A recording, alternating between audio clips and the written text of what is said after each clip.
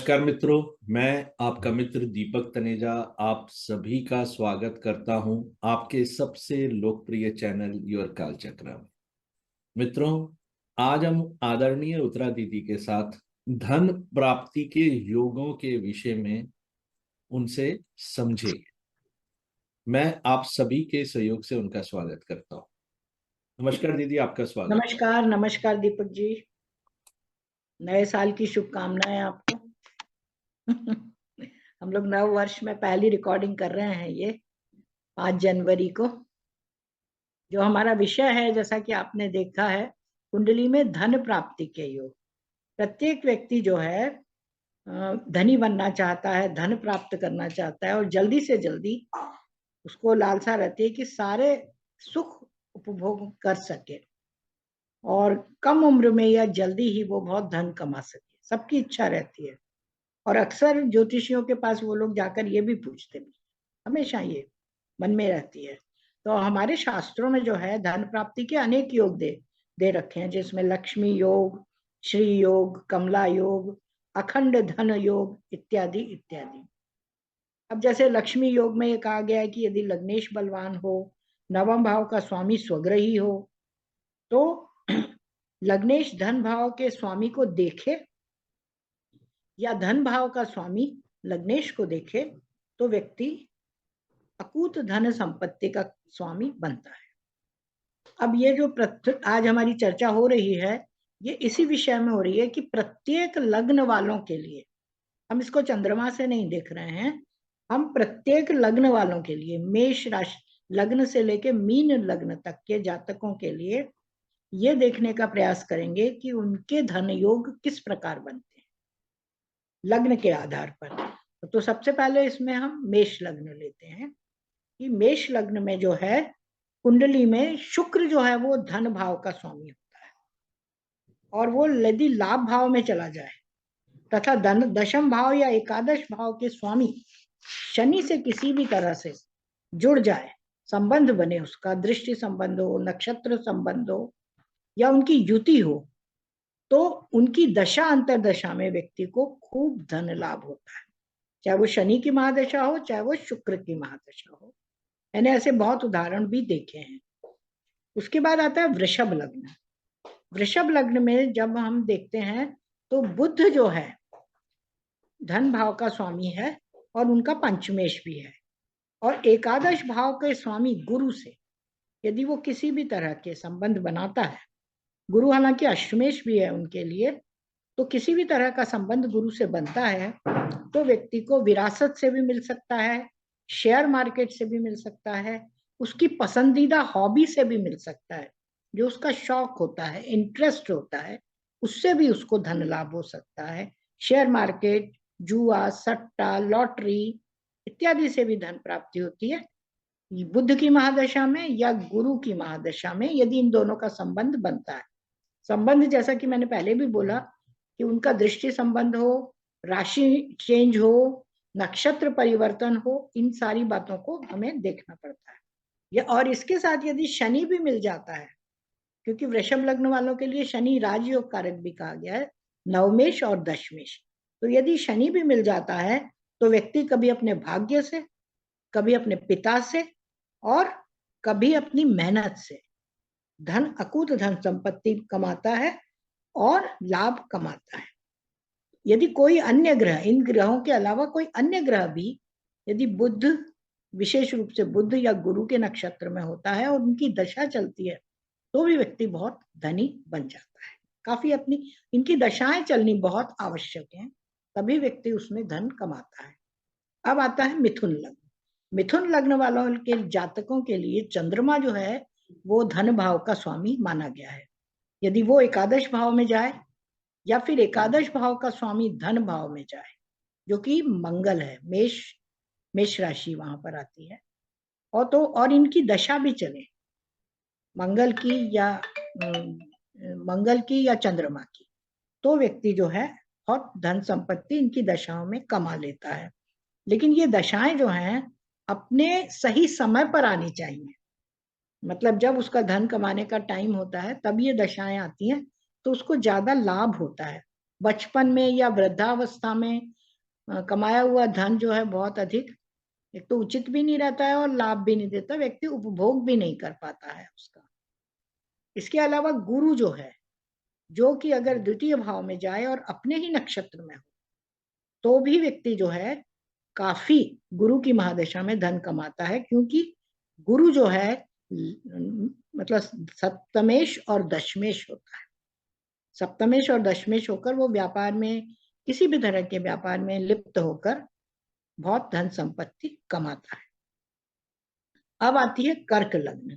कर्क लग्न वाले जातकों के लिए मंगल और शुक्र ये दोनों ग्रह अच्छे माने गए हैं, और धन भाव का स्वामी यदि धन भाव में ही जाता है, सिंह राशि है धन भाव में, और सूर्य उसका स्वामी है, और शुक्र से शुभ दृष्टि संबंध बनाता है, तो फिर व्यक्ति को माता से, क्योंकि चतुर्थ भाव का स्वामी है शुक्र और एकादश भाव का स्वामी है, तो व्यक्ति को माता से या वाहनों से या किसी भी तरह के, विशेष रूप से जो शुक्र की वस्तुएं हैं, उन सब से धन कमा सकता है, लाभ मिलता है उसको, या फिर सूर्य की महादशा में कोई भी ग्रह यदि शुक्र के सूर्य के नक्षत्र में हो, शुक्र से जुड़ा हो, उनकी दशा चले, तो व्यक्ति उसमें धन कमाता है।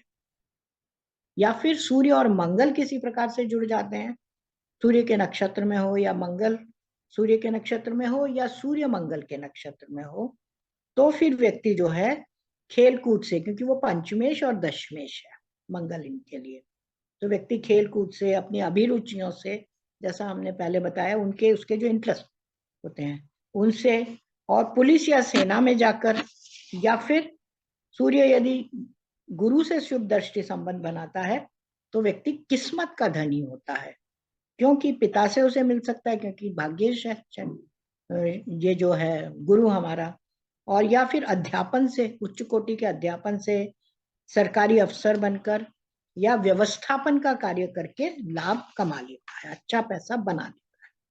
अब आती है सिंह लग्न।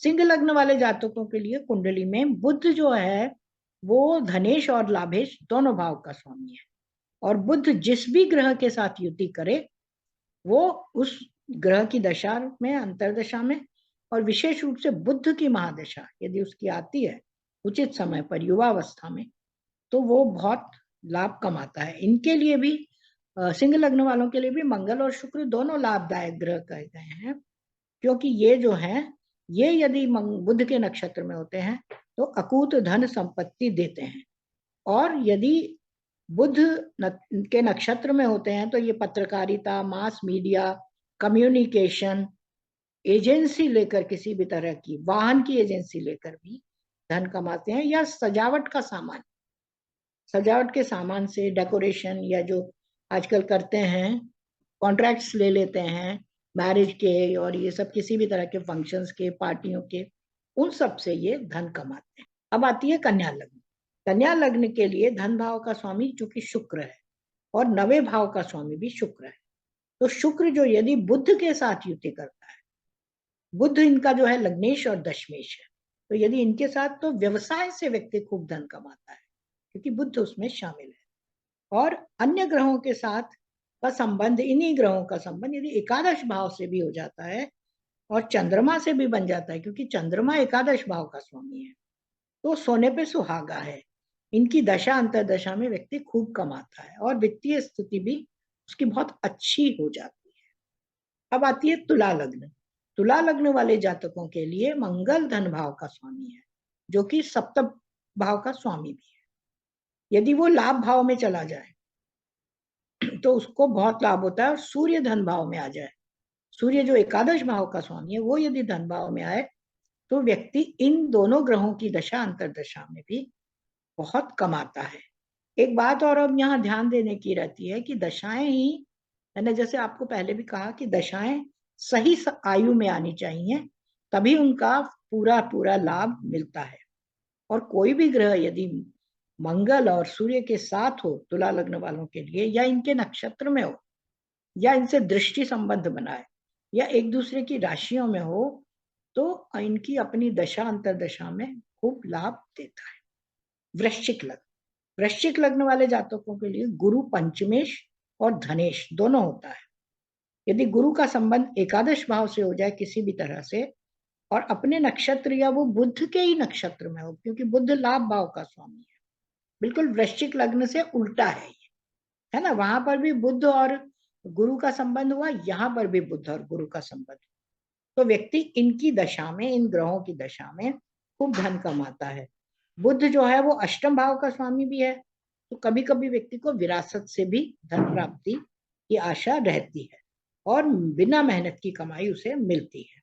और व्यक्ति जो है अपनी रुचियों या अभिरुचियों, अपने इंटरेस्ट, उनकी हॉबीज, किसी भी तरह की हॉबीज हो सकती है, जैसे ज्योतिष भी हो सकता है ना। तो उसमें उससे भी वो, उसका इंटरेस्ट है, उसके से भी बेस मान के वो अपना धन प्राप्ति कर सकता है। अब आती है धनु लग्न। धनु लग्न वाले जातकों के लिए शनि जो है वो धन भाव का स्वामी है, वो तीसरे भाव का भी स्वामी है। यदि शनि एकादश भाव में जाता है, जो कि उसका उच्च का भाव हो जाता है, तो व्यक्ति को धनी बनाता ही है। और यदि एकादश भाव का स्वामी शुक्र धन भाव में आ जाए तो फिर उसे बहुत लाभ मिलता है धनु लग्न वाले व्यक्ति को। और यदि बुध जो सप्तमेश और दशमेश है, उससे किसी भी प्रकार का संबंध अक्सर बना ही लेते हैं, शुक्र जो है वो भी बना लेता है, आसपास ही रहते हैं, तो भी व्यक्ति व्यापार से खूब कमाता है। अब आ जाता है मकर लग्न। मकर लग्न वालों के लिए शनि द्वितीय भाव का स्वामी भी होता है, क्योंकि ये लग्न का और दूसरे भाव का स्वामी है शनि। इन जातकों की कुंडली में मंगल चतुर्थेश और लाभेश है, चतुर्थ भाव और लाभ भाव का स्वामी है, और शुक्र पंचमेश और दशमेश है। तो यदि इन ग्रहों का युति, दृष्टि संबंध, किसी भी तरह से इनकी युति बने, दृष्टि संबंध बने, तो व्यक्ति को धन भाव काफी मजबूत हो जाता है, लाभ भी देता है। और शनि किसी भी तरह से इनको देखे या ये शनि को देखें तब भी इनको लाभ होता है, या फिर एक दूसरे के नक्षत्र में हो, और इनकी दशा अंतरदशा साथ में जरूर चलनी चाहिए, उस समय व्यक्ति जो है लाभ कमा लेता है। अब आती है कुंभ राशि।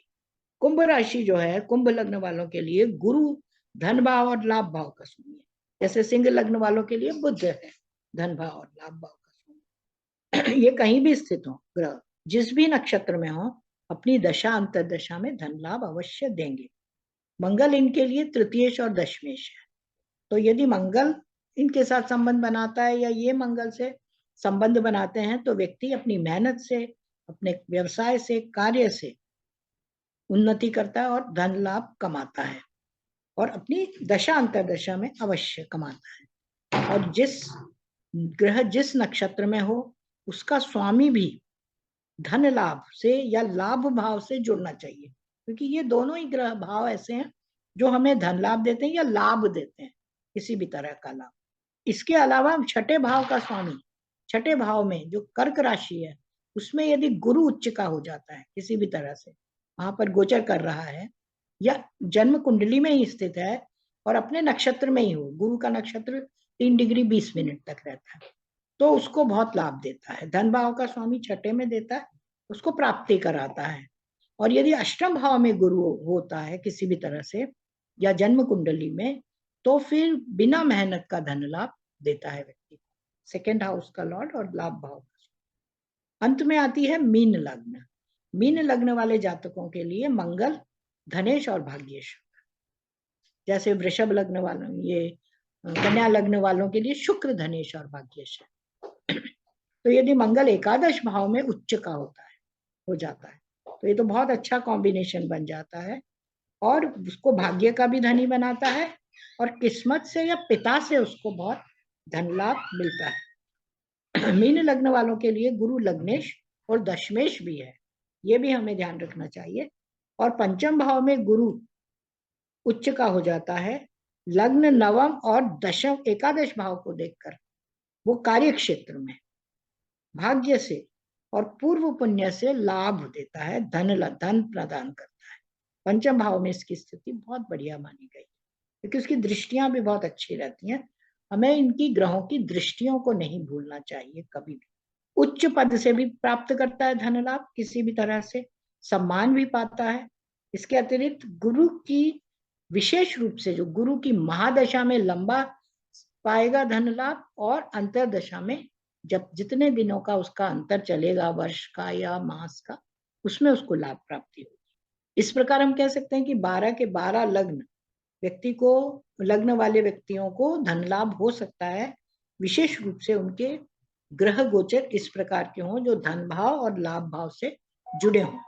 अंत में हम यही कह सकते हैं कि सभी लग्न वाले लोग जो हैं धनी हो सकते हैं, बस उनकी कुंडली का एक तो हम सूक्ष्मता से विवेचन करें और उनका संबंध धन भाव और लाभ भाव से हो, और उन ग्रहों की दशा अंतरदशा भी चले।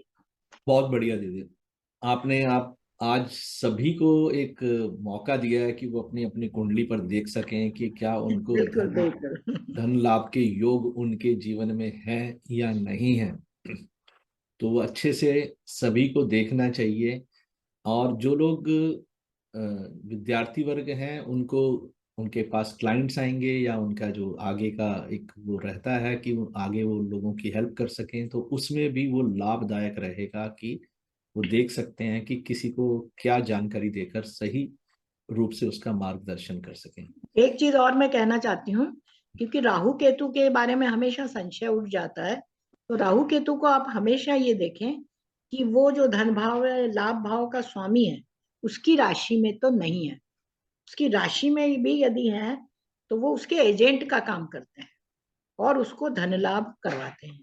एक कुंडली मैंने देखी है राहु की महादशा में, उसको बहुत धन लाभ हुआ। वृश्चिक लग्न की कुंडली थी और राहु पंचम भाव में था, गुरु की राशि मीन राशि में, और राहु की महादशा में ही उसको, एक चीज और है कि उसको बहुत सारे ग्रह भी देख रहे थे राहु को, जैसे सूर्य है, शुक्र है, बुध है, शनि है। तो सभी ग्रहों ने मिलकर अपने अपने प्रभाव छोड़े और उसने अपने जीवन में इतना नहीं कमाया जितना राहु की महादशा में अर्न किया। तो ये भी हमें राहु केतु के बारे में भी हमेशा ये चीज ध्यान रखनी चाहिए। धन्यवाद। बहुत बढ़िया। और आदरणीय उत्तरा दीदी शिक्षा एवं कंसल्टेंसी दोनों सर्विसेज देती हैं। उनका मोबाइल नंबर यहाँ पर दिया गया है। शिक्षा एवं कंसल्टेंसी संबंधित जो भी विषय हो, आप उनको डायरेक्टली अप्रोच कर सकते हैं। इसी के साथ आज के लिए बस इतना ही। नमस्कार, धन्यवाद।